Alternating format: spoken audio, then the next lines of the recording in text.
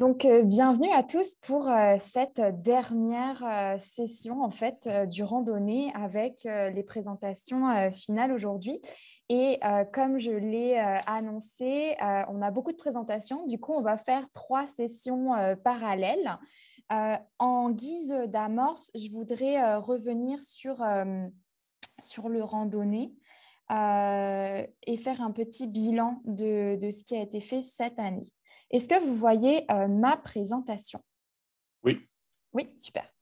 Donc, les 100 jours de randonnée, donc voilà, les co-organisateurs de cette année 2022, il y avait Ivado, puis chez Ivado, Barbara et moi étions responsables du randonnée. Il y avait le CRDM et notre interlocutrice, c'était Amna Abderrazak. Et chez l'Institut Montfort, notre interlocutrice était Josette René Landry. Donc ça, c'est vraiment les co-organisateurs. Et on a aussi eu le soutien du secrétariat aux relations canadiennes, du parcours Continuum et de Corbit. Donc, on remercie tout le monde à la fois pour la co-organisation puis le soutien. Pour faire un récapitulatif de ce que c'est que les 100 jours de randonnée, donc je vous rappelle, c'est une formation de 100 jours, comme son nom l'indique, en analyse computationnelle. Et cette année, il y avait 14 ateliers de 2 heures chaque semaine, 4 webinaires, donc un sur les scènes pratiques, un sur la science ouverte, un sur l'éthique et un sur la collaboration. Nos randonneurs, randonneuses avaient accès à du mentorat et on a eu la joie d'avoir avec nous 12 mentors et ils avaient l'opportunité de choisir entre 2 langages, R ou Python. Et ce qui était intéressant dans cette cohorte 2022, c'est qu'il y avait vraiment tous les niveaux et on a planifié en fait comme deux formations un peu parallèles, une pour le niveau débutant et une pour le niveau intermédiaire avancé. Et nos randonneurs avaient également la possibilité de s'entraîner et de renforcer leurs apprentissages avec la plateforme Corbit. Toutes ces ressources-là, ces ateliers, ces webinaires, les collabs sont librement accessibles en fait à partir de la chaîne YouTube d'Ivado. Donc, c'est vraiment une grande source de richesse pour la communauté. Et puis, tout était en français. Donc, ça, c'était aussi un plus parce qu'il y a beaucoup de choses en anglais sur le web, pas tellement en français. Donc, du coup, ça enrichit cette possibilité. Ensuite, pour vous présenter un petit peu nos participants, on a eu 85 inscriptions diversifiées cette année. On a eu des étudiants, des professionnels, soit de la recherche, soit de l'industrie, même certains professeurs. On a eu aussi des apprenants qui venaient en fait partout au Canada, principalement Québec et Ontario, et quelques apprenants à l'international, France et Maroc majoritairement. Et on était très, très contente parce qu'on a eu 46% de femmes, ce qui est quand même un beau record dans ce domaine. Donc, comme vous l'avez vu, c'est vraiment un événement qui est fédérateur et qui propose un accompagnement diversifié pour les apprenants. Bien sûr, donc les présentations finales, à la fin de ces 100 jours, les randonneurs, randonneuses vont présenter en fait tous leurs projets parce que c'est un apprentissage par projet. On a eu 2 sessions mercredi dernier, le 6 avril, et là, on a 3 sessions le 13 avril. Il y a 46 inscrits pour les présentations finales, ce qui est remarquable. Et l'équipe d'animation pour ces présentations est assurée par l'équipe d'Ivado. Donc, merci à tous d'avoir accepté. Et voilà, il y a 3 jurys par session, donc un total de 15 jurys, ce qui est quand même assez formidable. Donc, simplement, pour rappeler à tous les modalités de présentation, donc c'est une présentation qui est orale avec un support visuel, PowerPoint généralement. Pour les présentations individuelles, c'est 7 minutes de présentation plus 2 minutes de questions. Et pour les groupes de 2, parce qu'ils avaient aussi la possibilité de présenter en groupe s'ils voulaient, c'est 10 minutes pour les présentations plus 3 minutes de questions. Donc, il y aura un jury et du public. Et puis, c'est en ligne sur Zoom, là où on est actuellement. Et je voulais aussi rappeler aux modérateurs, il y a une possibilité pour le public de voter. Donc, le jury va faire sa sélection pour la meilleure présentation, mais aussi le public peut voter avec le formulaire qu'il faut copier-coller dans le chat dans vos sessions au début et à la fin de la séance. À la fin, donc, tout ça pour en fait simplement une remise de prix. Donc, d'abord, ce qui est important de dire, c'est que tous les participants vont recevoir un certificat de participation aux randonnées suite à leur présentation. Et on va avoir aussi 4 prix qui vont être remis par l'Institut du Savoir Montfort.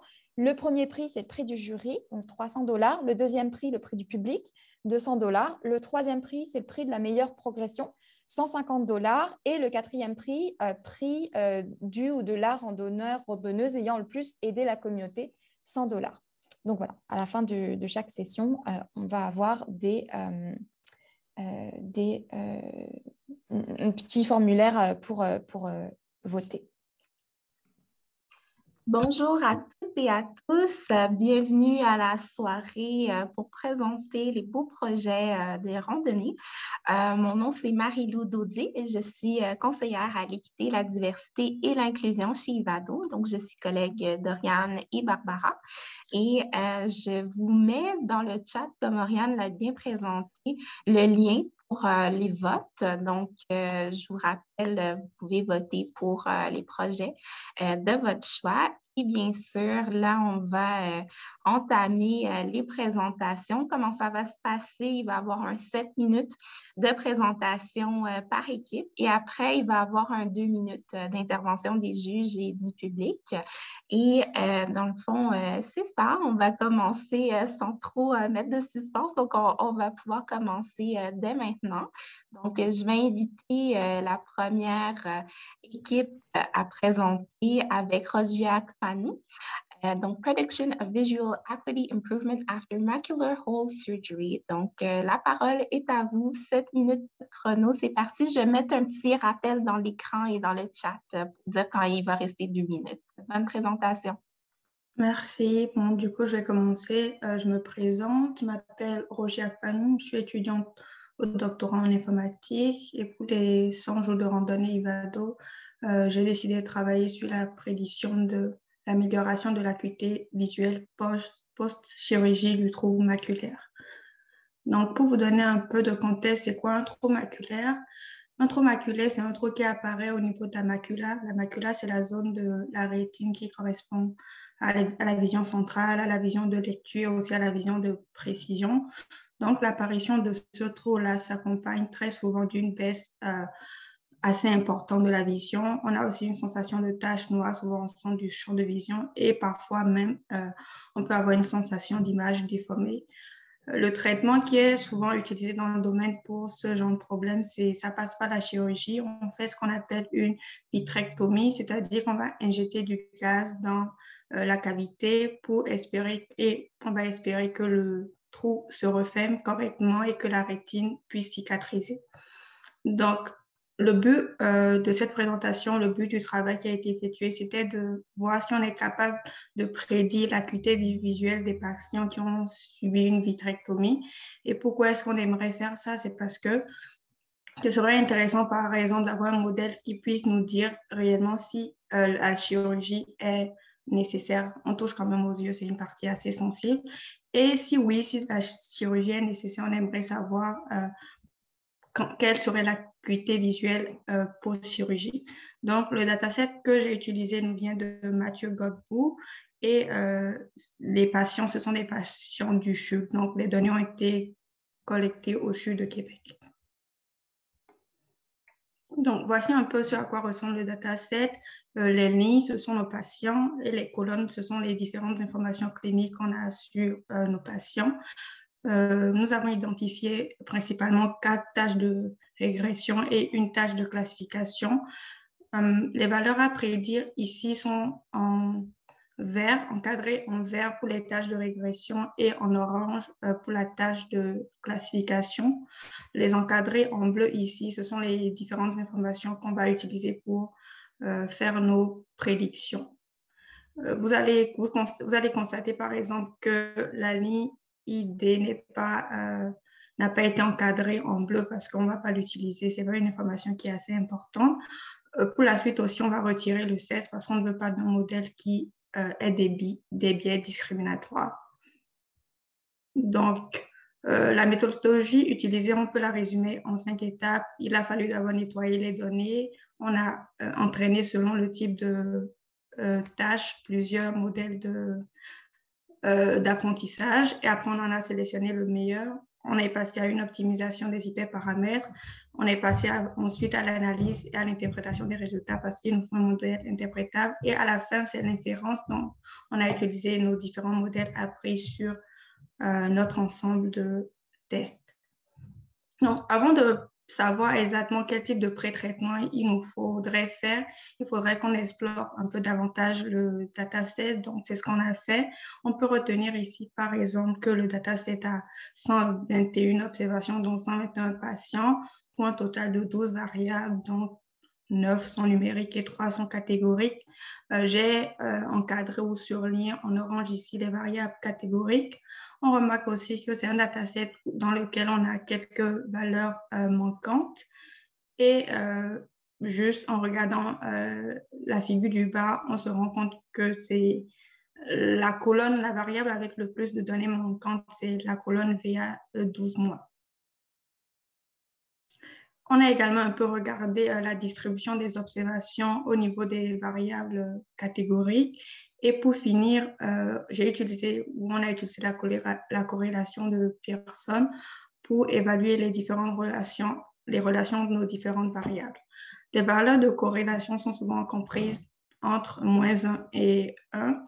Et si deux variables ont tendance à augmenter ou à diminuer en même temps, on aura une corrélation positive. Ici, donc, du bleu pâle à bleu foncé, dépendamment de l'intensité. Sinon, la corrélation va être négative. Et ici, on aura sur cette figure-là des nuances de marron. Donc, ici, par exemple, dans le jeu de données actuel, on ne voit pas de corrélation parfaite. Donc, on peut conserver toutes les variables. On voit quelques corrélations qu'on soupçonnait déjà, par exemple, entre le VA baseline et le M-match size, qui est la taille du trou. Donc, c'est correct de ce niveau-là. On va garder toutes nos variables pour la suite. Donc, l'exploration de données, ce que ça nous permet de conclure, c'est que pour les valeurs manquantes qui vont être dans la colonne à prédire, on va supprimer toute la ligne. Sinon, si la valeur manquante est dans nos encadrés bleus, on va juste utiliser la moyenne de la colonne dans laquelle la valeur se trouve. On a utilisé un encodage one-hot encoding pour les valeurs catégories, c'est-à-dire qu'on va éclater nos variables catégories et chaque catégorie va devenir une colonne. Et pour finir, pour les variables numériques, on va juste normaliser, on va utiliser le Z-score. Donc, on va essayer de centrer nos données autour de 0. Pour l'entraînement et la sélection des modèles, on va utiliser un 5-fold cross-validation sur l'ensemble de training, garder le meilleur modèle. Et pour l'optimisation des hyperparamètres du meilleur modèle, j'ai utilisé la librairie Optuna. J'ai optimisé la R2 pour la régression, la tâche de régression, et puis le F1 score pour les tâches de classification. Pour l'analyse et puis l'interprétabilité, c'est juste voir quelles sont les variables ou features qui ont été les plus impactantes dans la décision du modèle. Et pour l'inférence, c'est juste prendre le meilleur modèle avec les meilleurs hyperparamètres et puis l'appliquer à notre ensemble de tests et voir ce que ça donne. Voici sommairement les résultats qui ont été obtenus pour les tâches de régression et pour les tâches de classification. Les métriques auxquelles vous devez faire attention ici, c'est la R2 et puis la F1. Ce qu'on veut, quel que soit le type de tâche, c'est que ces métriques soient le plus proches de 1. Donc ici, les résultats sont quand même assez modestes, mais ça se comprend très bien parce qu'on a très peu de données. Cependant, on peut remarquer qu'on est beaucoup plus capable de prédire s'il y aura une amélioration de l'acuité visuelle après 6 mois que de prédire avec exactitude la valeur de cette acuité-là. Donc, dans les diapositives qui suivent, j'ai été voir en détail le comportement du meilleur modèle sur l'ensemble de tests et puis sur l'ensemble d'entraînement. Et j'ai également sorti les variables les plus importantes. Ici, par exemple, pour VA2 week, l'acuité visuelle après 2 semaines, la variable la plus importante, c'est l'acuité visuelle de base et puis le temps que le trou, ça fait que le trou, il était là. Donc, c'est la même chose que j'ai fait pour les autres tâches. Je ne vais pas les présenter en détail, mais si je devais conclure, comme je le disais, il a été beaucoup plus facile de prédire s'il y a une amélioration ou pas. Et c'est vu le trait le nombre très peu important de données qu'on a prédit avec précision quelle sera la valeur de l'acuité visuelle. Il nous faudrait encore un peu plus de données. Je voudrais finir en remerciant Ivado pour les 100 jours de randonnée. Je veux aussi remercier mon mentor Frédéric Paradis. Et pour finir, je vais remercier Corbit pour la plateforme d'apprentissage. Je pense que ça fait le tour de ma présentation. Est-ce que vous avez des questions?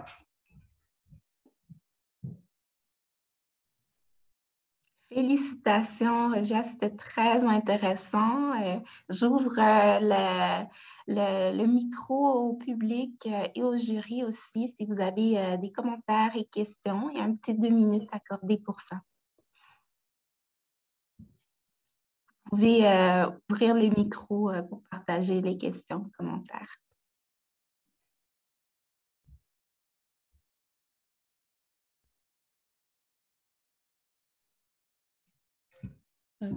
J'ai peut-être une question. C'était vraiment très intéressant. Merci beaucoup pour la présentation et le projet. Mais je voulais savoir, est-ce que vous avez comparé à d'autres méthodes qui étaient déjà en place? Le papier dont je parle, Mathieu, Godbout et tout, eux, ce qu'ils ont fait, c'est plus prédire s'il y aura l'amélioration ou pas, donc la dernière tâche. Et les métriques qu'ils utilisent, ils utilisent la F1 et oui, ils utilisaient la F1, si je ne me trompe pas, eux, ils étaient à 115 et tout, mais ils utilisaient à la fois les données cliniques et puis des captures de l'œil. Donc ici, moi, je suis à un F1 de près de 65, mais je n'utilise que les données cliniques. Okay, merci. Est-ce que ça répondra à la question? Oui, merci beaucoup. Merci. Donc, on va passer à la prochaine présentation. Merci beaucoup. J'inviterai la prochaine personne à partager son écran. Donc, on a Pranav Mukun Pandey. Je ne sais pas si j'ai bien prononcé. Je peux me reprendre si j'ai mal prononcé. Donc, c'est à votre tour pour faire la présentation qui a pour nom Classifications of the Documents from... Désolée, ça a coupé, je n'ai pas vu le reste du nom de la présentation, mais c'est à votre tour. J'inviterai les autres à couper leur micro, si jamais. Merci, c'est votre tour, 7 minutes.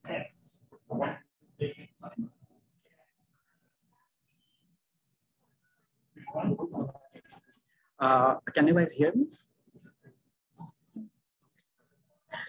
So my name is Pranav, and I'm presenting today my work that I did on classification of the documents from our dataset, which is known as the Web of Science. To give you an introduction to classifying various documents or emails or sentiment and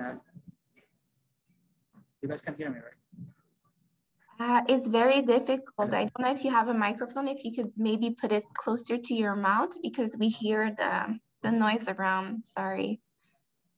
Is it fine? I think so. Maybe. I will go with it very quickly. So basically, I'm really sorry for the noise. I have to present. So basically what I'm doing is I'm classifying the abstracts in the scientific articles. Classification of document is useful in various applications like filtering spam messages from the email or routing email to specific public. Like if you want to send bulk email to a specific population, this technique can be useful, and also to analyze the sentiments, like for example, reviews on websites. It can be analyzed via text classification. So there are various uses for classification of text. What I'm dealing with is Web of Science dataset, which is a dataset containing the abstract with 46,985 documents, which are basically abstracts of various scientific articles. And then there are seven parent categories, which is computer science, electrical engineering, psychology, mechanical engineering, civil engineering, medical science, and biochemistry. So basically, I'm applying some algorithm to classify all the abstracts into these 7 categories. So I started with pre-processing data. I use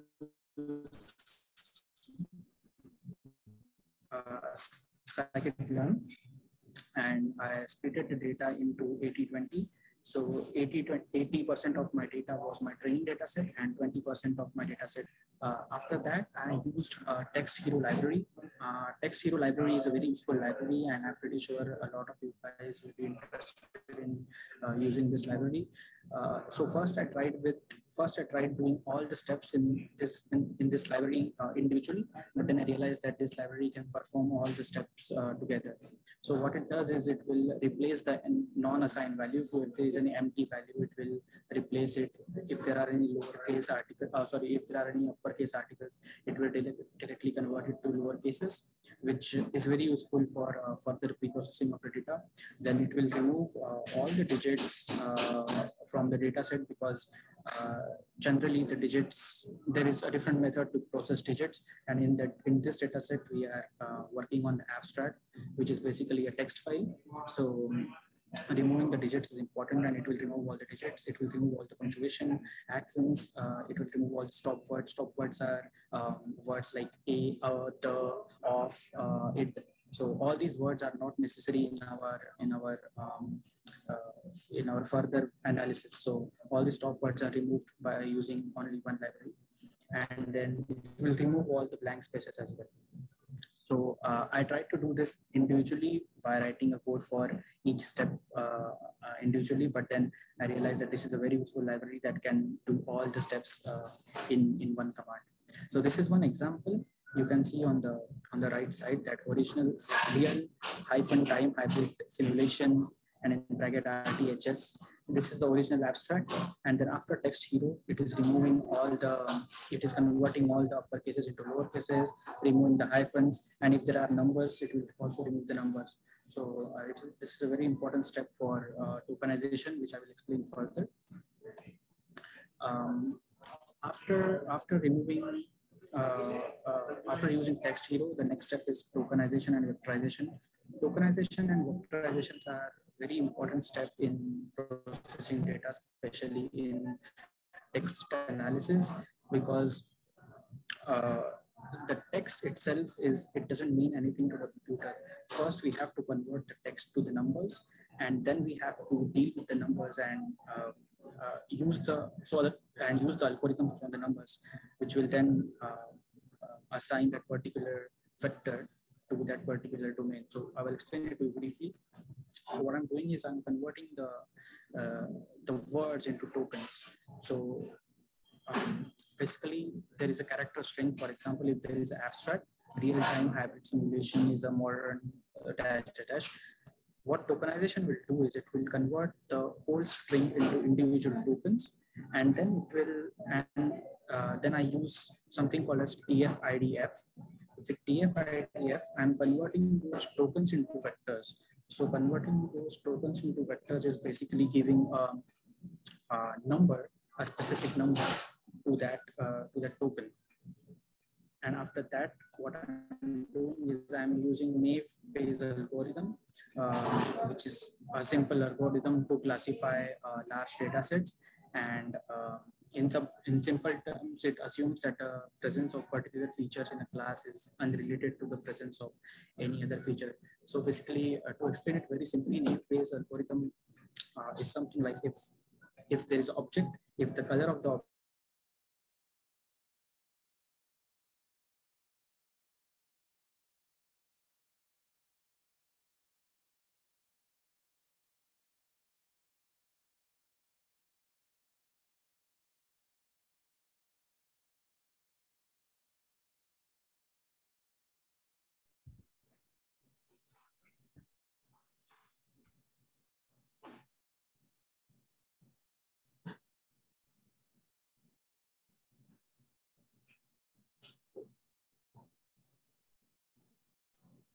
I'm so sorry I got disconnected.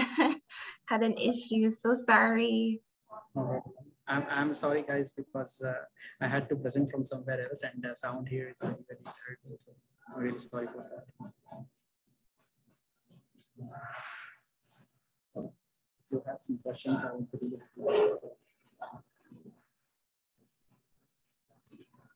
So thank you so much, Pranav. I'm sorry I missed like the last minute because I got disconnected, but the first part was very interesting.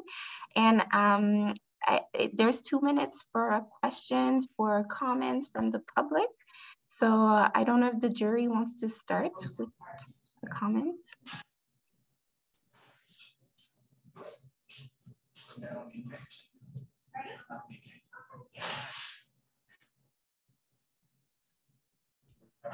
Well, thank you, Pranav, for the presentation. It looks like it was a lot of work also. How did you filter out the words that were interesting to you? Did you have a pre-filter to apply, or only the training that you did, or? Yeah, actually, for my data, I just did the cleaning and then tokenized all the words. And when I was converting to vectors, I gave it a limit. Like, for example, you can give, for tokenization, you can give a limit, for example, 1,000 words or whatever you prefer. And I tried to modify that limit a bit and tried to see how it is affecting my research. But I think that needs more work because the accuracy of the model was still not increasing pretty much. So for my tokenization, here I use word2vec, but there are a lot of other techniques. For example, instead of DF, IDF, there are various other vectorization methods which I have to try. But I think if I change that, I didn't specifically select the features that were really important to me. For example, the words that were really important to me, because the abstract belong to a different, various different categories, and it is very difficult to select the words from the abstracts, because then it is only for the particular category if I select the words. So I have to still play around that.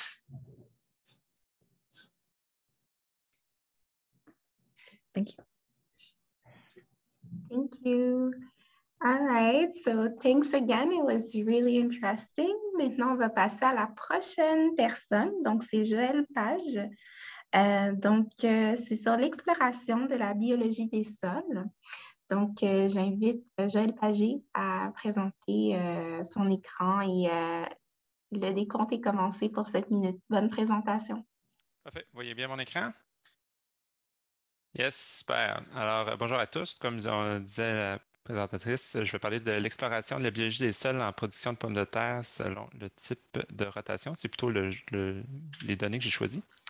Alors, un peu sur moi, je m'appelle Joël Pagé, je suis professionnel de recherche à l'IRDA, l'Institut de recherche en agroenvironnement. On est basé à Québec et on a aussi des installations à Saint-Bruno de Montarville. Alors, j'ai fait une maîtrise en biologie moléculaire et cellulaire. Puis, mon champ de travail, c'est surtout autour de l'écologie microbienne, la génomique, la phytopathologie et la bioinformatique. Alors, pour Ivado, le randonnée Ivado 2022, j'étais dans l'équipe de Francis Bainville et nous travaillons majoritairement avec R. Alors, qu'est-ce que ça fait en hiver, la génomique des sols? Alors, dans le fond, dans les sols, il y a plein de micro-organismes qui vivent, des bactéries, des champignons, des protistes, jusqu'à des gros animaux, des mammifères. Alors, nous autres, on se concentre sur les bactéries. Alors, généralement, on va extraire, dans le fond, l'ADN du sol et on va obtenir justement le matériel génétique. On va se concentrer sur une région, dans le cas des bactéries, le 16S, même plus précisément une petite région, comme dans ce cas-ci, le V3, V4 que j'ai mis en orange. Et on va aller amplifier cette région-là. Puis cette région-là va nous servir un peu de code-barre, dans le fond, pour identifier les différents individus qui pourraient être présents dans le sol. Alors, pour aller lire ce petit code-barre, on va faire un séquençage. Et par la suite, avec la magie de la bioinformatique, on va pouvoir traiter toutes les séquences pour obtenir 4 éléments très importants. Mais bien sûr, comme je le disais, la séquence principale, l'amplicon, un peu notre code barre. Et ce code barre-là, on va pouvoir lui assigner un nom ou un identifiant unique, là, qui rend la chose beaucoup plus facile à travailler, qu'on va nommer ASV.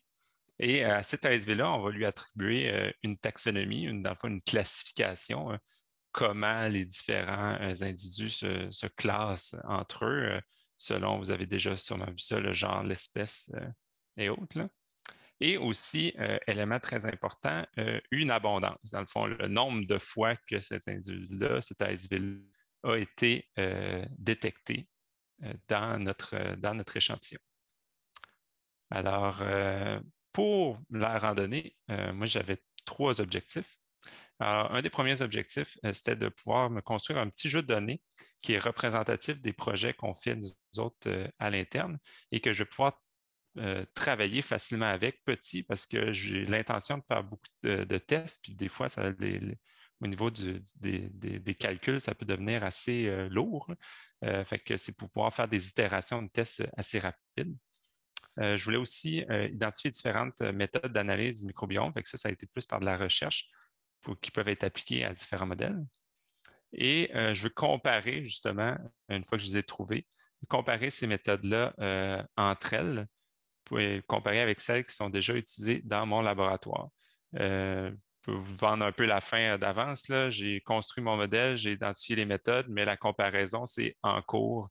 Malheureusement, 100 jours, c'était pas assez. Alors, mon jeu de données que j'ai choisi, c'est un jeu de données, comme je disais, qui fait partie d'un projet de recherche qui a été limité à certaines variables. Petit jeu de données, seulement 12 échantillons qui ont suivi ou que les traitements sont séparés en 2 éléments. Les régies, dans le fond, est-ce qu'il y a eu du soya ou de l'engrais vert? Et avec ça aussi, la fumigation, qui est un traitement de fongicide, avec ou sans fumigation, divisé en 3 blocs. Donc, les 2 régies, en les combinant entre elles, ça fait 4 traitements, répétés par 3 blocs, 12 échantillons.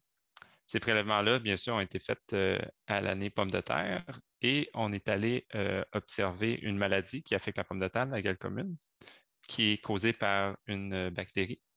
Et on est allé observer dans le microbiome les prokaryotes, dans le fond, qui sont justement les bactéries.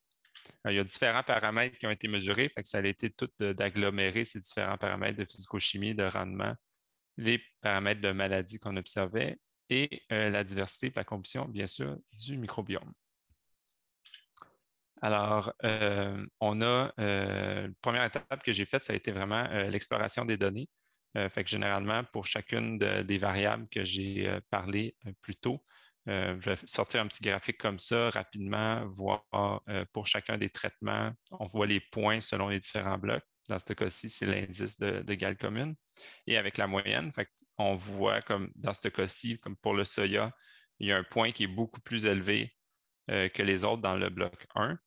Fait que là, c'est le genre de choses que je vais retourner dans mon jeu de données pour voir au début, est-ce qu'il y a eu un problème de lecture, un chiffre qui a été mal rentré ou quoi que ce soit. Par la suite, une des analyses que j'ai faites directement sur le microbiome, puis ça a été très utile à la formation d'essais Lyoquel. C'est quelque chose qu'on utilisait à l'interne, mais que je voulais peaufiner un peu.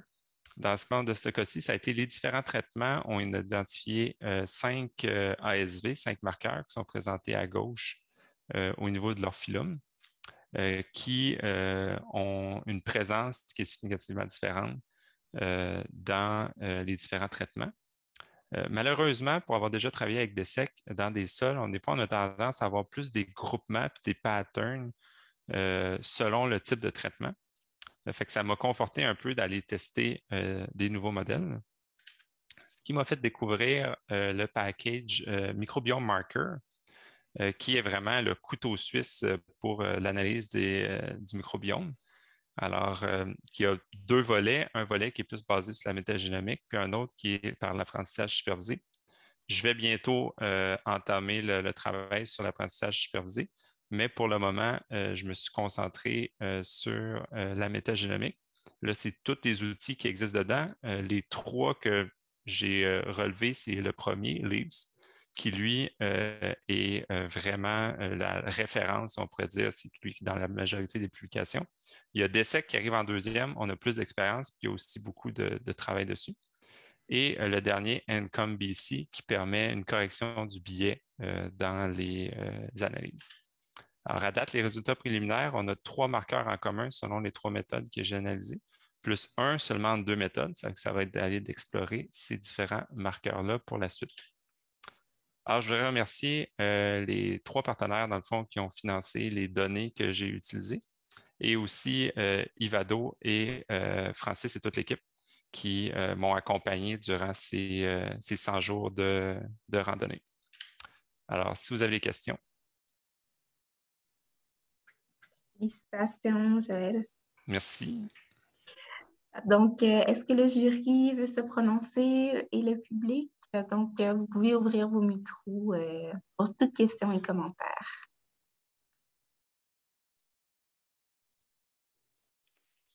Oui, donc, excellente présentation, moi j'ai trouvé. Félicitations.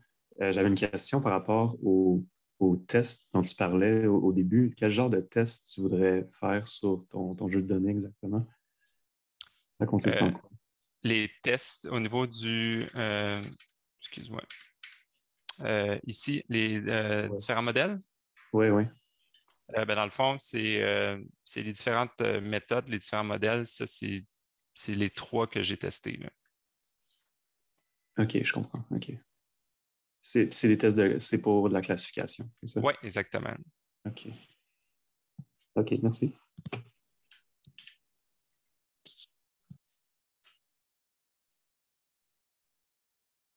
Est-ce qu'il y a une autre question ou commentaire avant qu'on passe à la prochaine présentation?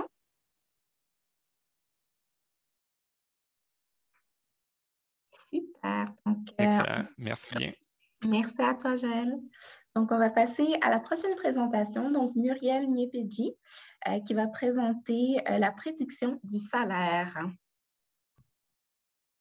Bonjour. Bonjour. Vous voyez mon écran? Super, oui. Bonjour encore à tous. Moi, c'est Muriel Nyepedji. Dans le cadre du projet de randonnée Ivado, j'ai décidé de travailler sur la prédiction salariale pour des personnes travaillant dans l'industrie des bases de données. Un peu de présentation sur moi. Une seconde, attendez, je mets mon diapo. OK, parfait. Un peu de présentation sur moi. Donc, qui suis-je? Je suis Muriel Nyepedji, étudiante en maîtrise finance mathématiques et computationnelle à l'Université de Montréal. Je suis intéressée par la programmation et ses applications dans le domaine de la finance. Et donc, pour le projet de randonnée Ivado, j'ai eu à travailler sur un jeu de données qui est basé sur une enquête sur les salaires des professionnels de l'industrie des bases de données. Et cette base de données comprend environ 111 313 salariés et 31 colonnes. Et donc, il se présente sous cette forme-ci. On a, bon, l'année, server année, l'année de l'année, times day salary ici, qui est ma colonne, ma variable expliquée, et j'ai considéré les autres variables comme des salary est ma variable explicative et les autres colonnes sont des variables expliquées. On remarque que dans notre base de données, on a des notes X. Nous, vu qu'au départ, c'est un sondage, une base de données qui a été faite sur un sondage, et donc, pour travailler dessus, j'ai décidé de transformer cette note X en note et number pour que Python voit ça comme des données manquantes. Et puis, j'ai un peu fait essayer de comprendre ma base de données dont j'ai fait un info. Je me vois dont j'ai 31 colonnes et j'ai quelques colonnes qui ont qui ont des valeurs manquantes. Et donc, pour ce projet, comme problématique, j'ai décidé de prédire le salaire d'un nouvel employé. Et c'est un problème de régression.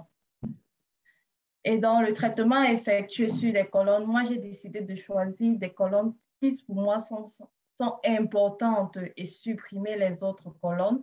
Ensuite, remplacer les notes axes dans notre jeu de données par des notes et nombres pour que Python voit ça comme des valeurs manquantes.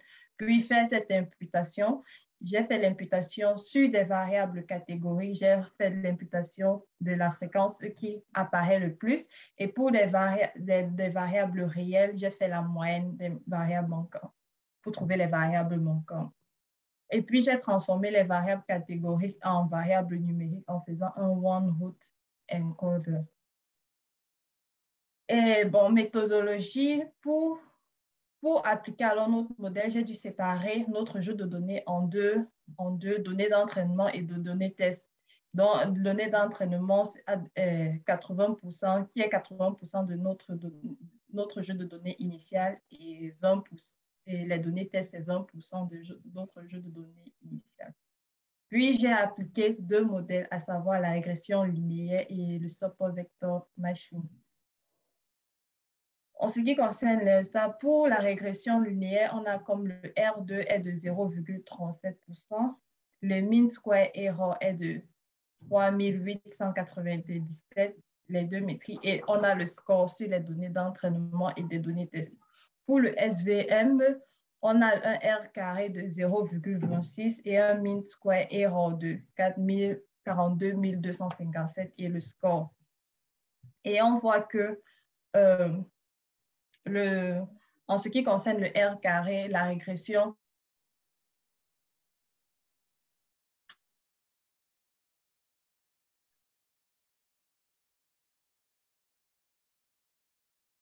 Muriel? La régression, elle est meilleure que le jeu de données, procéder à une meilleure imputation, comme par exemple le KNN, faire une bonne sélection des variables, peut-être comme le feature engineering et optimiser le modèle ou tester d'autres modèles sur notre jeu de données. Et en conclusion, je voudrais remercier mon mentor et toute l'équipe de Ivado pour cette formation et merci encore. Merci. Avez-vous des questions? Félicitations, Muriel. Merci. Donc, j'ouvre le micro pour les gens qui auraient des questions.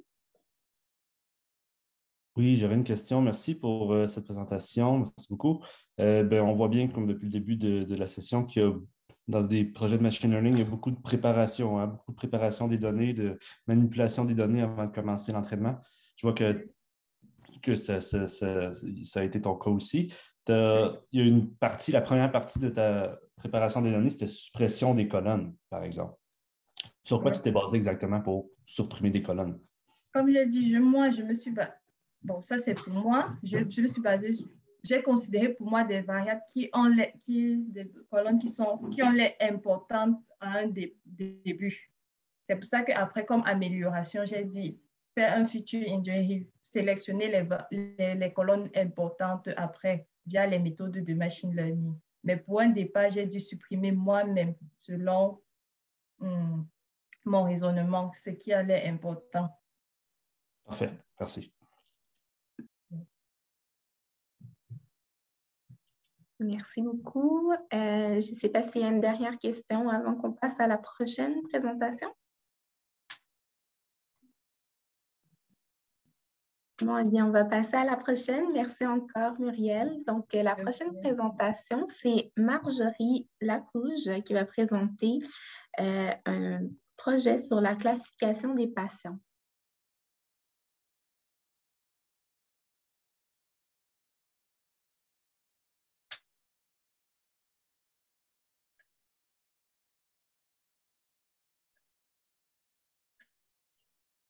Bonjour tout le monde. Désolée, j'essaie de partager mon écran. Il n'y a pas de problème, ça donne un petit suspense. Ouais, c'est ça.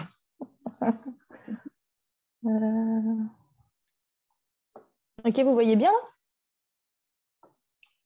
Oui, mais je ne sais pas s'il y a façon d'ouvrir. Là, c'est parfait. Mode présentateur, peut-être? Vous voyez quoi là? Parfait. Là, on voit très bien en plein écran. Ok, parfait. Ok, donc c'est ça. Donc moi, aujourd'hui, je vais vous présenter mon projet des 100 jours randonnée qui porte donc sur la classification des patients selon leur profil transcriptionnel. Donc moi, c'est Marjorie. Je suis agente de recherche à l'Institut de recherche en immunologie et cancérologie de l'Université de Montréal et je travaille dans le laboratoire du docteur Sylvain Meloche qui travaille essentiellement sur la signalisation et la croissance cellulaire dans un contexte de cancer. Donc, au quotidien, moi, je fais plutôt du travail de paillasse. Donc, c'est vraiment tout nouveau pour moi, tout ce qui est manipulation de données informatiques. Donc, le projet que j'ai choisi, ça reste en lien avec ma recherche actuelle et le but, ça a été d'apprendre à manipuler, formater des données de type RNA-seq, c'est-à-dire de manipuler des données d'expression génique dans des tumeurs de cancer, avec le but d'apprendre à comparer le profil des gènes entre les patients. Donc, dans le laboratoire, moi, je travaille plus particulièrement sur le cancer du foie, où, en fait, pendant ma thèse, on a identifié une voie de signalisation qui était oncogénique, qui est médiée par la protéine qui s'appelle Yes, qui, en fait, promeut le développement du cancer. Et, en fait, on a caractérisé que l'activité de cette protéine, elle est associée à l'induction de 125 gènes. Et quand ces gènes ont une haute expression, en fait, ils sont capables de prédire la survie des patients atteints de cancer du foie. Donc, moi, les questions que je me suis posées, c'est est-ce qu'il est possible de clusteriser les patients atteints de cancer du foie selon l'expression de leurs gènes, donc ici plus particulièrement les 125 gènes dont je viens de parler, et est-ce que ces différents clusters que je génère ont des profils d'expression géniques spécifiques, avec le but final de voir si en fait il existe une corrélation entre le profil d'expression des gènes de chacun de ces clusters et le pronostic vital en fait, des patients atteints de cancer du foie. Donc, le jeu de données, en fait, je l'ai récupéré en ligne sur le site TCGA, The Cancer Genome Atlas Program. Et en fait, il correspond à 424 de tumeurs du foie qui ont été séquencées. Et donc, on se retrouve avec près de 60 000 gènes pour chacun des patients. Donc, moi, le format de mes données, c'était que j'avais un fichier par patient comprenant donc l'identification des gènes donc, qui est en quelque sorte codé par ce chiffre et l'expression était en nombre de molécules d'ARN et une des problématiques, c'est qu'en fait, cette unité, elle n'est pas comparable entre les différents patients parce que l'abondance en ARN, elle est propre à la technique d'extraction, à la technique d'enrichissement de l'ARN, mais aussi à la façon d'analyser et du patient. Donc, il a fallu que je normalise ces données pour pouvoir comparer les patients entre eux. Donc, ça a été quand même le gros de mon travail, donc formater les données. Donc, ce que j'ai fait, c'est que j'ai fusionné les patients, donc, qui sont ici maintenant en ligne dans un même tableau, avec donc, les données ici d'expression des gènes que j'ai donc convertis avec leur nom plus usuel. Et donc, j'ai normalisé aussi donc les comptes d'ARN en les remplaçant par une variable centrée réduite. Un des problèmes que j'ai eu, c'est compte tenu de la taille du dataset, j'avais beaucoup de traitements, en fait, avec de problèmes de vitesse de traitement de mes données. Donc, j'ai essayé de purifier mon dataset en notamment retirant tout ce qui est expression des gènes ubiquitaires. Donc, ça va être tous les gènes qui sont exprimés de manière constante entre les organes et les individus, donc qui ont comme peu de fonctions biologiques finalement. Et j'ai aussi éliminé tous les gènes dont l'expression était nulle entre tous mes patients. Donc, j'ai réussi à réduire de près de 4000 gènes mon set de données, donc c'était quand même pas négligeable. Donc, par la suite, j'ai voulu regarder plus globalement à quoi ressemblait mon set de données. Donc, j'ai réalisé des analyses de composantes principales sur mes patients. Donc, ici, vous voyez que 80% de la variance de mon dataset peut s'expliquer par deux grandes composantes et que ces deux composantes sont comme anticorrélées. Donc, on a ici un groupe de patients qui qui a comme une composante principale 1 haute, avec une composante principale 2 plutôt faible. Et on a l'inverse ici dans ce groupe-là. Et de manière intéressante, j'ai fait l'exercice sur la répartition des gènes. Et en fait, ces données sont un peu plus complexes parce que c'est sûr que 60 000 gènes, un peu moins de 60 000 gènes, c'est difficile à corréler. En fait, les expressions des gènes, c'est régulé par beaucoup de choses. Donc, il y a beaucoup plus de composantes qui sont nécessaires pour expliquer ces données-là. Mais ce qui est intéressant, c'est que les gènes qui sont les plus éloignés, on va dire, du pool de gènes, ça va être des gènes qui sont spécifiques aux fonctions du foie. Et en fait, ce qui est connu dans le cancer, c'est que les cellules qui deviennent tumorales, elles perdent leur fonction originelle. Et donc, ça paraît logique, en fait, de voir que les gènes associés aux fonctions du foie sont ceux qui sont le plus modulés. Donc, pour en venir maintenant à mon dataset, j'ai décidé de classifier les patients selon les 124 gènes que je vous ai présentés précédemment. Et en fait, en appliquant la règle du coude, il semblerait qu'en fait, 3 clusters soient suffisants pour partitionner mes patients en 3 groupes distincts et homogènes entre eux. Et pour valider en fait, cette clusterisation, j'ai fait la silhouette de chacun de mes clusters. Et il semblerait que mes patients soient relativement bien positionnés dans leur cluster. Donc, en fait, ici, ce qui est fait, c'est que chaque patient est comparé à la moyenne du cluster. Et donc, plus la valeur est proche de 1 et qu'elle est positive, plus le patient est correctement attribué. Donc, ici, on a peu de patients qui sont dans les valeurs négatives.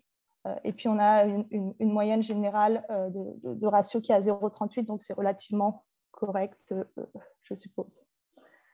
Donc, c'est ce qui clôture ma présentation. Donc, c'est ça, je pense à l'issue de ça que j'ai relativement bien attribué chacun de mes patients à un cluster. Pour la suite, ça va être vraiment de représenter plus visuellement le profil génique de chacun de ces clusters pour un peu, par la suite, faire des analyses plus statistiques sur l'expression des gènes propres à chacun des clusters et voir s'il existe en fait des enrichissements de gènes d'un groupe à l'autre. Merci tout le monde de m'avoir écouté et puis je remercie donc Ivado pour la formation. J'ai appris vraiment beaucoup de choses et merci à Loïc, mon tuteur, qui m'a un peu guidée sur tout ça. Voilà. Merci beaucoup, Marjorie. Félicitations. Donc, j'ouvre le micro pour les gens qui veulent partager des commentaires, questions.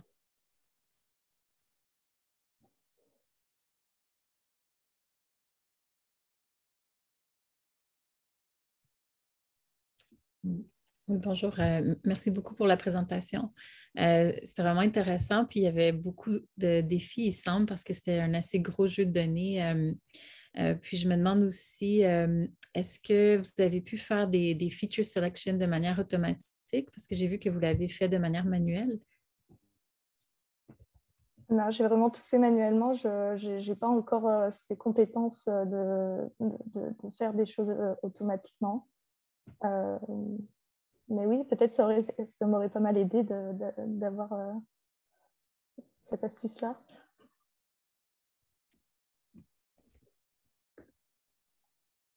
Okay, merci. C'est très impressionnant quand même. Félicitations.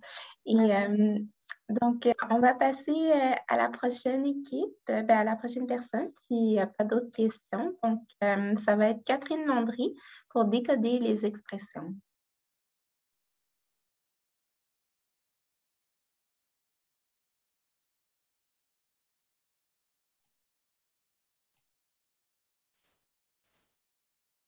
Est-ce que vous m'entendez et vous voyez le PowerPoint? Oui, c'est parfait, merci. Okay. Parfait, donc bonjour tout le monde, merci de votre présence ici aujourd'hui. Donc, je m'appelle Catherine, je suis étudiante à la maîtrise en psychologie à l'Université de Montréal. Donc, je vais vous présenter mon projet que j'ai intitulé « Décoder les expressions émotionnelles à partir du signal EEG ». Donc, je me suis embarquée dans le data track avec un bagage préalable en Python. Donc, j'avais déjà codé par le passé dans le cadre d'un cours. Donc, ce que je voulais vraiment retirer de cette expérience-là, en fait, c'était d'apprendre à utiliser une nouvelle librairie qui s'appelle MNI et d'appliquer, dans le fond, mes acquis sur un projet qui colle avec mes intérêts de recherche. Et donc, c'est ça, dans le fond, moi, j'étudie beaucoup la perception et notamment un volet spécifique sur la vision. Et j'ai un projet de reconnaissance faciale en G sur lequel je travaille. Donc, je voulais utiliser ce projet-là et développer un algorithme de décoding. Donc, faire un pipeline d'analyse avec un participant dans l'optique de pouvoir réutiliser ce pipeline-là pour mon échantillon complet. Alors, c'est un peu ça mes objectifs quand j'ai décidé de m'embarquer dans cette aventure. Alors, le jeu de données que j'utilise provient d'une tâche expérimentale de catégorisation d'expression faciale. Donc, les participants étaient placés devant un ordinateur où ils devaient appuyer sur une touche en fonction du stimuli visuel qui était présenté. Donc, il y avait soit un visage qui présentait une émotion de joie ou un visage qui présentait une émotion de peur. Et donc, en même temps, les participants avaient sur leur scalp un casque EEG à haute densité. Donc, haute densité, c'est-à-dire avec beaucoup d'électrodes. Donc, dans ce cas-ci, il y en avait 128. Et donc, le signal électrique des neurones est enregistré en même temps que le participant fait sa tâche. Donc, dans le but de voir c'est quoi les corrélats neuronaux qui sont associés à une catégorisation d'expression faciale. Et donc, les participants ont fait 2560 essais avec la tâche. Donc, sans entrer trop dans les détails, en fait, de la génération des stimuli, comme vous pouvez voir à l'écran, en fait, ici, le visage, il y a certaines parties qui sont révélées, puis d'autres sont un peu floues. Il y a comme une sorte de filtre, entre guillemets. Et donc, cette méthode-là fait en sorte qu'on doit faire beaucoup d'essais dans le but d'échantillonner les images et savoir, en fait, c'est quoi la quantité d'informations et aussi quelles sont les régions du visage qui nous permettent de faire une catégorisation d'expression, des expressions faciales. Donc, bref, tout ça pour dire qu'il y a eu beaucoup d'essais par participant. Puis pour le data track, en fait, j'ai seulement utilisé les données d'un seul participant pour développer le pipeline d'analyse. Donc, moi, en fait, j'ai eu un gros défi pour le data track. Il y a environ, j'exagère même pas, 95% de mon temps qui a été mis seulement pour la manipulation des données. Donc, mes données brutes, en fait, étaient sous format MATLAB. Donc, j'ai après mis en Python. Donc, c'était très difficile pour moi de jouer avec la structure des données parce que c'est très différent en MATLAB. Donc, ça m'a pris beaucoup de temps juste de faire cette étape-là. Et je voudrais remercier également mon mentor Étienne avec qui j'ai eu des séances pour débug mon code parce que je sais que ça n'a pas été de tout repos. Donc, la leçon que j'ai retirée du data track, notamment, c'est de ne pas sous-estimer le temps que ça prend pour la manipulation des données parce que ça a vraiment été plus que ce que je m'attendais. Et malheureusement, il n'y a pas de support visuel pour ces diapos-là pour vous montrer qu'il y avait beaucoup d'efforts qui ont été mis à cette étape, mais croyez-moi, j'ai travaillé fort. Mais j'ai réussi quand même à générer une figure pour mon décoding. Donc, ici, en fait, vous avez des mesures de temps et le score ROC. Donc, la ligne pointillée représente le niveau de chance. Malheureusement, les résultats ne sont pas très significatifs, donc je me retrouve au niveau de chance. Mais c'est correct parce que le but, c'était juste de faire un pipeline d'analyse et vu que je n'ai pas joué vraiment avec les hyperparamètres, donc c'est sûr qu'une prochaine étape, c'est vraiment d'aller optimiser mes paramètres. Je vais vous mettre ça ici. Donc, la prochaine étape, ce serait d'optimiser mes paramètres. Ensuite, d'appliquer l'algorithme sur mon jeu de données complet. Donc, je l'ai fait seulement sur un participant, donc ça serait de le faire sur les 19 autres par la suite. Et également, je voudrais faire du decoding dans l'espace source. Donc, l'image, en fait, est tirée de la librairie MNI. Donc, ça, en fait, c'est de projeter les résultats sur un espace comme un cerveau pour voir quelles sont les régions qui permettent, en fait, qui soit un poids plus positif ou négatif dans la prédiction. Donc, j'ai parlé un peu rapidement. Je m'en excuse. Je suis déjà rendue au remerciement. Donc, je voudrais remercier mon mentor Étienne toute mon équipe de randonnée, donc Léa, Abdoulaye qui va présenter tout de suite après, et Luc et également Simon pour avoir partagé ces données, et également à toute l'équipe d'Ivado pour cette expérience. Donc, j'ai parlé un peu vite, je m'excuse. Félicitations. Non, c'était pas trop vite, moi, j'ai bien compris. Donc, félicitations. Et puis, j'ouvre le micro pour commentaires et questions.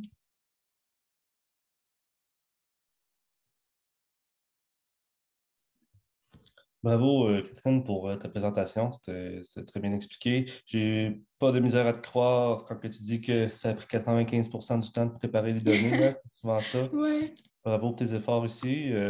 Peut-être que tu peux nous parler un peu plus des perspectives ensuite, là, une fois que, ou en fait, ce que l'algorithme pourrait faire en tant que tel, comment il fonctionne, qu'est-ce que tu vas pouvoir faire avec cela lorsque tu aurais un modèle qui aurait une bonne prédiction? Oui, c'est ça. Donc, en fait, le modèle que j'utilise, ça a juste un modèle prédictif sur des époques. Je n'ai pas vraiment parlé de ça, là, mais dans le fond, c'est des fenêtres de temps qui sont extraits du signal EEG qui est continu. Donc, on regarde où est-ce que le stimuli a été présenté, puis on découpe comme une petite fenêtre de temps associée à la présentation du stimuli. Et donc, avec ces époques-là, on peut voir est-ce que le signal cérébral permet de différencier les conditions, par exemple, de joie ou de peur. Donc, ça serait ça l'objectif du modèle. Est-ce que ça répondait à la question? Oui, oui, tout à fait. Merci. Bonne chance pour la suite. Merci, c'est gentil. Merci beaucoup. Je ne sais pas s'il y a une dernière question. Sinon, comme Catherine le mentionnait, mais la prochaine personne, c'est Abdoulaye Mamoudou Diallo. Donc, on va parler de prédiction de crise d'épilepsie. Bonne présentation.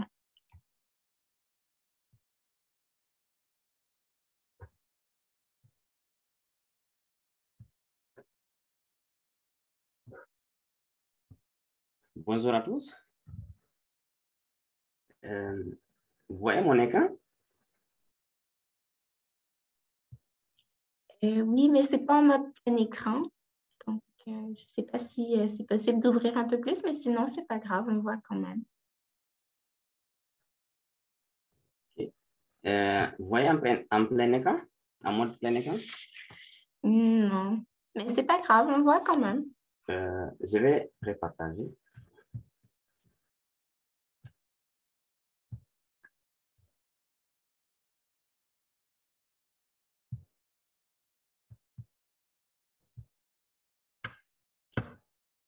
OK. Est-ce que c'est visible?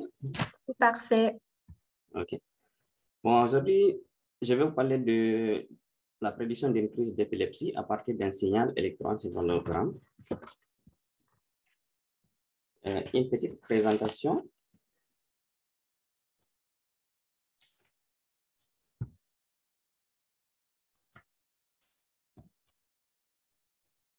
Je me présente. Je suis Abdoulaye Mamoudou Diallo. Je suis le parcours continuum en sciences de données appliquées aux sciences de la santé. Je détiens également une maîtrise en ingénierie mathématique depuis 2012 que j'ai obtenue en France. Et je me suis spécialisé en statistique. C'est dans le cadre du parcours continuum que je me suis inscrit aux randonnées 2022. Et lors de la présentation des randonneurs, au début de la randonnée, j'ai été très vite attiré par le jeu de données de M. Étienne Gaël-Tagena, qui parlait de la prédiction d'une crise d'épilepsie. J'ai choisi ce jeu de données parce que ça parle de la santé et j'ai fait une formation dans le domaine de la santé. Donc, ce jeu de données, c'est un jeu de données qui est accessible via le répertoire Kaggle ou le répertoire UIC. C'est un jeu de données qui renferme un total de 11 500 observations distinctes et 178 caractéristiques ou variables et une variable réponse Y qui prend les valeurs de 1 à 5. Chaque observation représente un signal d'une durée d'une seconde qui est retourné par l'électroencéphalogramme. Le 1 de la variée réponse représente la crise d'épilepsie, le 2 la zone de tumeur, le 3 la zone saine, 4 les yeux fermés et 5 les yeux ouverts. La problématique, c'est à partir d'un signal électroencéphalogramme, est-ce qu'on pourrait reconnaître, prédire si une personne fait une crise d'épilepsie ou pas? Je tiens à signaler que je n'ai pas fait de pré-traitement des données, car ce jeu de données est une version pré-traitée et restructurée qui est couramment utilisée pour la détection des crises d'épilepsie. Ainsi donc, mon premier travail a consisté à binariser la variable réponse Y en rendant toutes les autres valeurs à 0 et à garder la valeur 1 qui représente la crise d'épilepsie. Après cette étape, j'ai fait une représentation de la variable réponse pour visualiser le pourcentage décisé de chaque classe. Et on voit à travers cette représentation que la classe 0 représente 80% des données et la classe de 1 représente 20% des données. Donc, on voit que c'est un jeu de données qui est fortement débalancé, que nous tiendrons en compte lors de l'analyse, lors de prochaines analyses.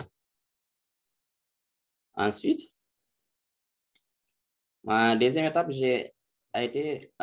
consisté à comparer plusieurs algorithmes de classification. Parmi ces algorithmes, j'ai choisi la classification avec arbre de décision, la classification SVM avec le noyau linéaire, la classification SVM avec le noyau RBF. Et j'ai pris comme critère d'évaluation l'accuracy, la précision, le recall et le F1 score. J'ai entraîné mes modèles en utilisant la validation croisée avec 5 splits. Mais avant d'entraîner mes modèles, j'ai subdivisé mes données en jeu d'entraînement 50%, en jeu et en données de validation 25% et en données test 25%. J'ai choisi la subdivision stratifiée, aléatoire stratifiée de mon jeu de données. Également, j'ai normalisé mes données d'entraînement, mes données de validation et mes données test avec standard scalaire de scikit-learn. J'ai obtenu ces différents résultats. Le premier résultat que j'ai obtenu avec l'arbre de décision, avec la validation croisée, pour l'accuracy, j'ai 93%, la précision 85%, le recall 82% et le F1 score 83%. Et pour les données de validation, j'ai obtenu 92% en accuracy, 83% en précision, 79% en recall et 81% au F1 score. Et dans les données test, j'ai obtenu 92% en accuracy, 83% en précision, 79% en recall et 81% au F1 score.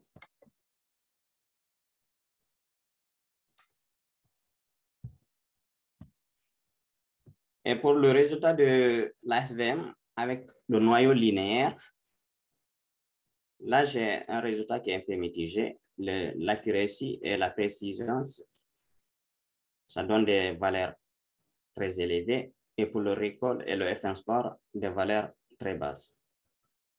Par exemple, pour la validation croisée, pour le recall, j'ai 16,61%. Et pour le F1 score, 28,32%. Tandis que pour le test, le FN score, le recall, j'en ai que 12,35% et le FN score, 21,95%.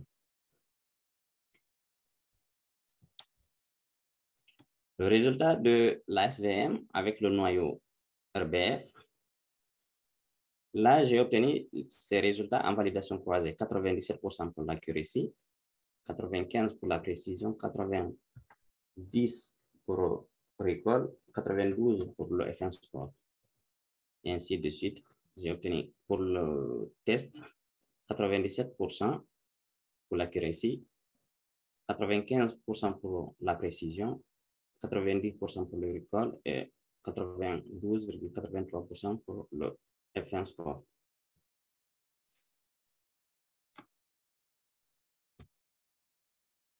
Donc, pour les perspectives, je souhaiterais continuer mon apprentissage, surtout avec dans la comparaison des différents algorithmes, en expérimentant d'autres critères d'évaluation, par exemple, le critère de la courbe sous ROC ou critère ROC ou l'air sous la courbe ROC.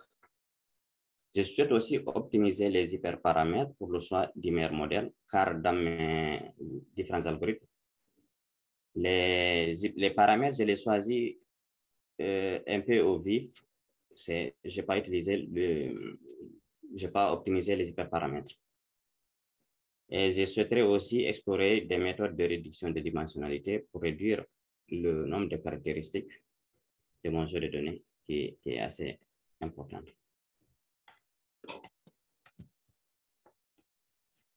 En apprentissage et remerciement, étant statisticien, moi, j'avais des connaissances sur les logiciels R, SAS, SPSS, mais je n'avais jamais utilisé le logiciel Python.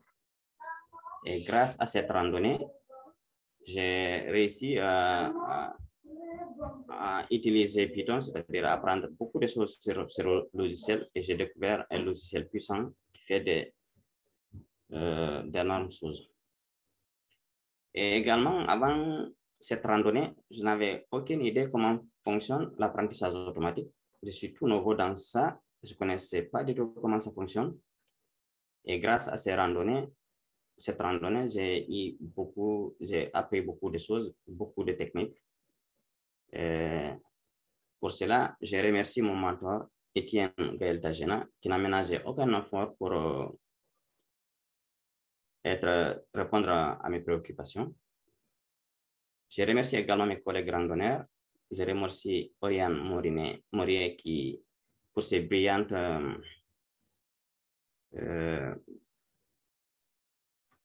comment on appelle?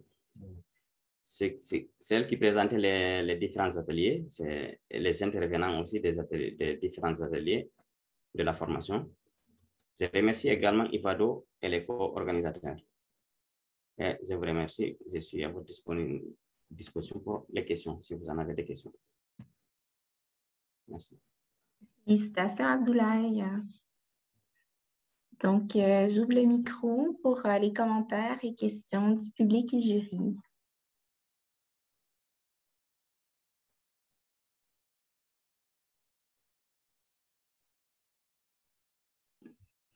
Oui, bravo pour ta présentation. J'ai une petite question rapide. Tu as parlé que les données étaient débalancées, là, 80%, 20%, ce qui n'est pas toujours facile, travailler avec bâtir des modèles de classification avec ce type de débalancement.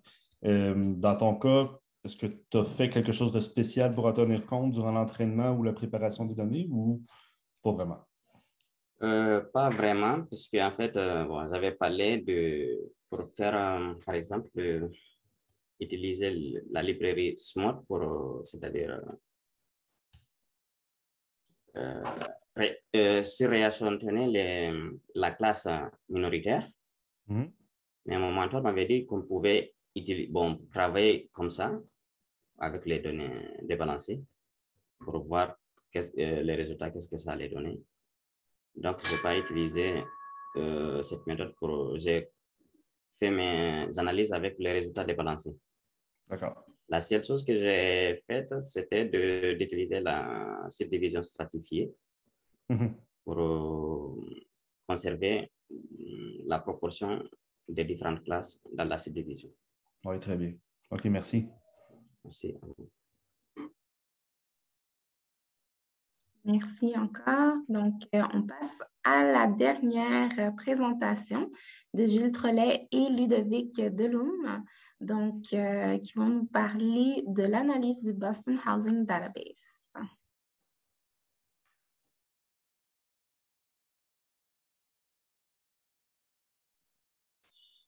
Bonjour à vous, mesdames et messieurs. Nous sommes aujourd'hui ravis de pouvoir vous faire notre présentation finale sur notre travail effectué lors du randonnée. Alors, lors de cette présentation, nous allons commencer par vous présenter notre équipe pour ensuite vous parler du contexte, pour vraiment vous faire comprendre comment et pourquoi nous avons choisi un jeu de données et donc une question de recherche sur la thématique de l'immobilier. Ensuite, nous allons vous expliquer la méthode utilisée pour répondre à cette question de recherche, pour finir sur les résultats, les perspectives d'ouverture, nos apprentissages et les remerciements. Je m'appelle Jules Trollet et ai fait équipe avec Ludovic Deloum lors de cet événement. Nous sommes tous les deux français et étudiants en première année au baccalauréat en administration des affaires de HEC Montréal. Alors, pour choisir cette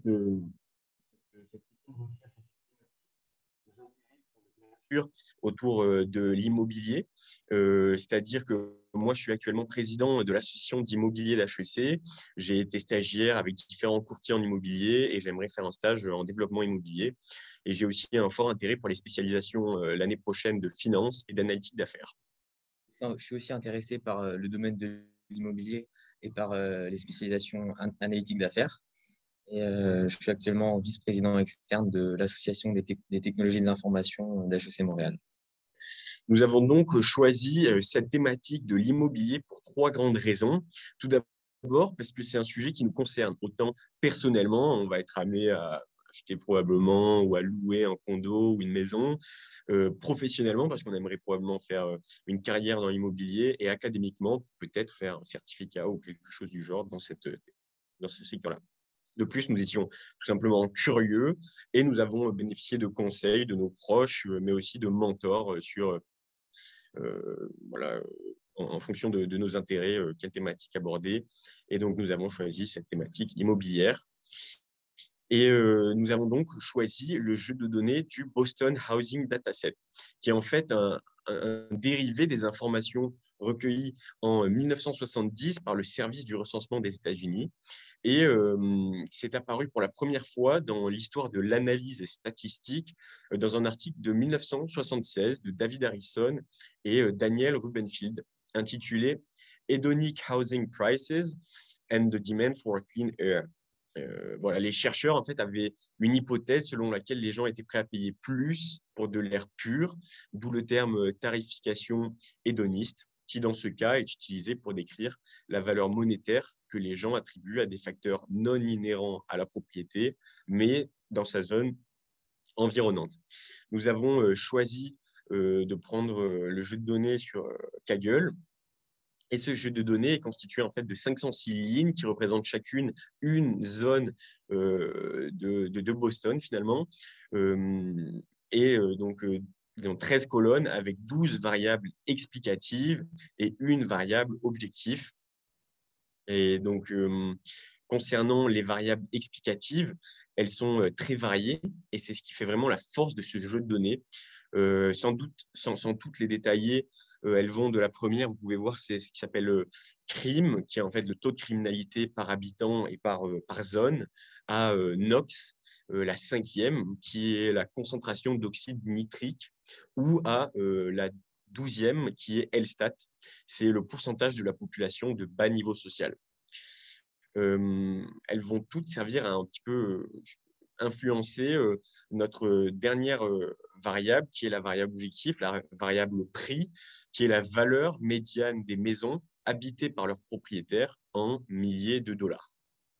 Bon, avant de vous présenter notre question de recherche, nous voulions juste dire que nous avons conscience que nos résultats du marché de l'immobilier en 1970 vont s'appliquer difficilement dans le marché immobilier actuel. Parce qu'en effet, Boston est passé de l'un des plus grands centres manufacturiers des États-Unis, spécialisé dans l'économie d'après-guerre, fin de guerre plutôt, à un important centre universitaire et financier dans l'économie américaine.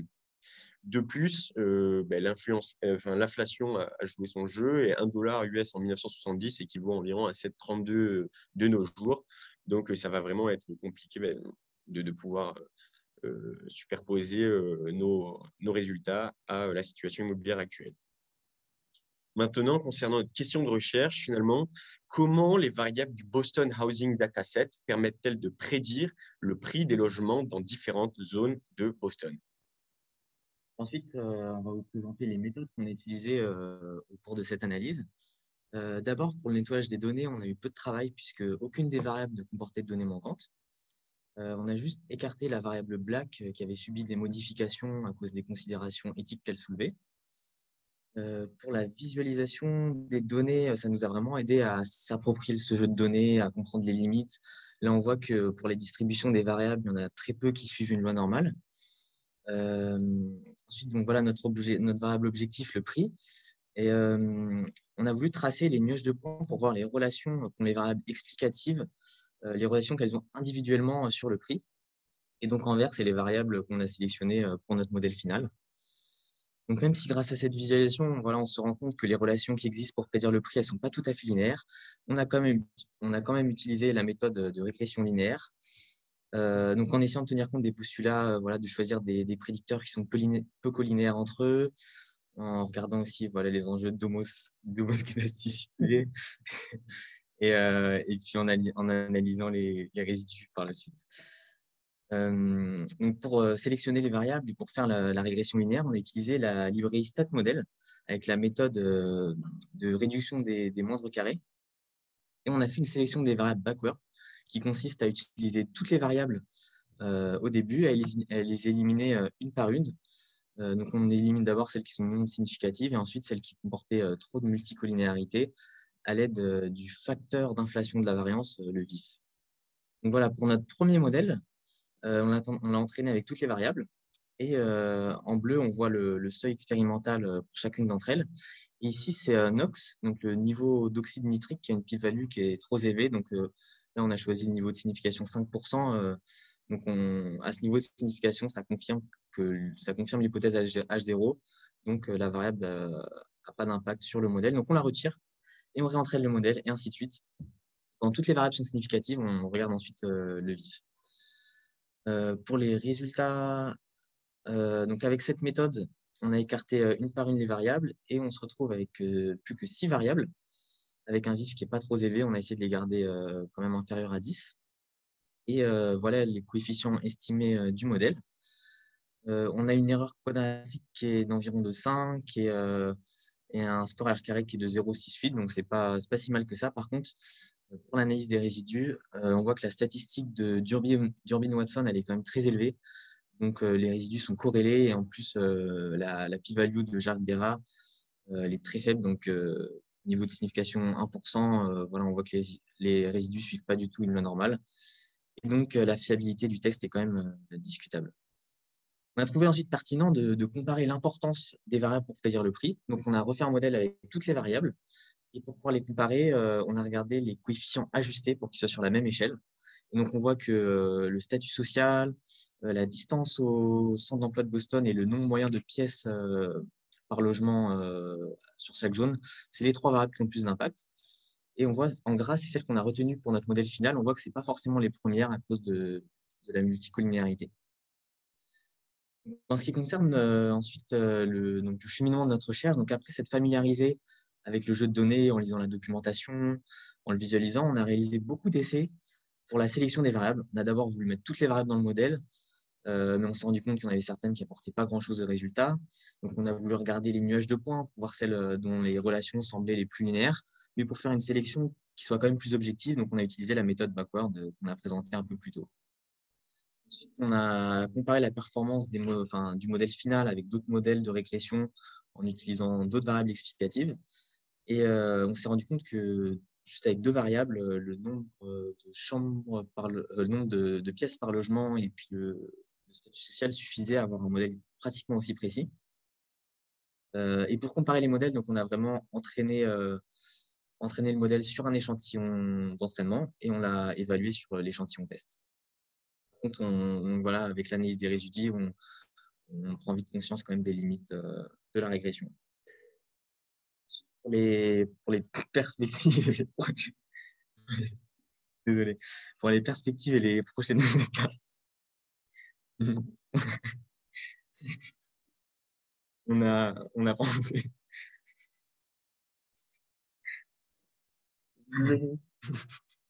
On a pensé regarder dans quelle mesure on pouvait extrapoler les résultats de nos analyses à d'autres villes, à d'autres époques. Pourquoi pas refaire l'analyse aussi avec le logiciel R, tester aussi les méthodes de réduction de dimensionnalité, faire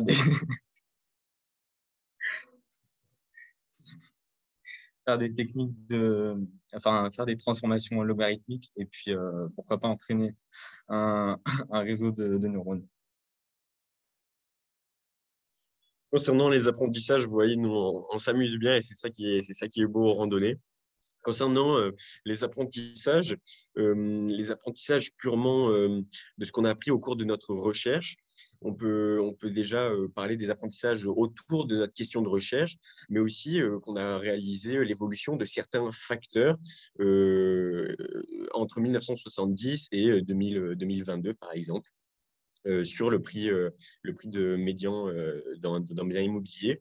Ensuite, on a aussi réalisé qu'il n'y a pas vraiment, en fait, il y a très peu de variables qui sont nécessaires pour avoir une bonne précision sur cette variable objective. Nous avons vu qu'en fait, deux facteurs, RM et LSTAT, sont suffisants. Ensuite, concernant ce qu'on a appris au cours de l'événement randonnée, déjà prendre du recul sur un jeu de données, sur ses erreurs et sur l'époque où il a été créé, quels facteurs ont été mis dans ce jeu de données. Python, bien sûr, nous ne savions absolument pas coder au début. Ensuite, nous avons appris à interpréter et à comprendre des outils et à utiliser des outils statistiques. La patience, très, très important pour savoir coder. Et nous avons vraiment découvert une vraie communauté de codage. Nous voudrions finir par les remerciements. Tout d'abord, la communauté de randonnée, vraiment très bienveillante, très disponible. Merci à vous.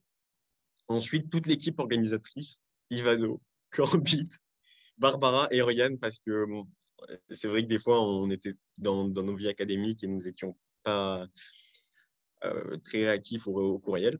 Et dernièrement, si ça veut passer, bien sûr, Marie-Ève, notre mentor qui a été exemplaire, bienveillante, qui a su nous accompagner toutes les semaines. On la remercie énormément parce que c'est vraiment elle qui nous a amené à amener cette question de recherche, à répondre à cette question de recherche. Merci beaucoup.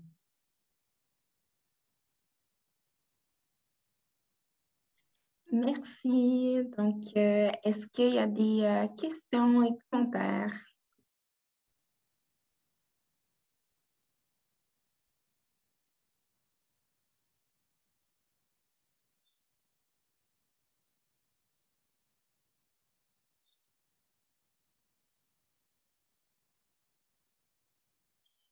Bon, c'est bon signe, ça veut dire que ça a été clair malgré nos petits fous rires. Excusez-nous encore.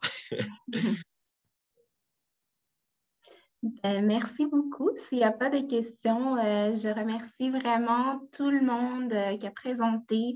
Je vous rappelle aussi que les présentations vont être disponibles sur YouTube, donc vous allez pouvoir les partager dans votre entourage. Vraiment, je vois le commentaire de Léa. Oui, un grand bravo à tout le monde. C'est vraiment des présentations très intéressantes et très riches. Puis, je vous rappelle aussi, Oriane l'a mentionné en début d'atelier, mais je vous invite aussi à voter pour la présentation que vous avez aimée le plus. Donc, les votes sont ouverts jusqu'au 15 avril. Donc, vous avez jusqu'à vendredi pour voter. Donc, je vois le commentaire de Pascal aussi. Merci beaucoup pour les présentations, très intéressant. Donc, je suis totalement d'accord avec Pascal. Donc, je vous souhaite une excellente soirée et merci encore à tout le monde.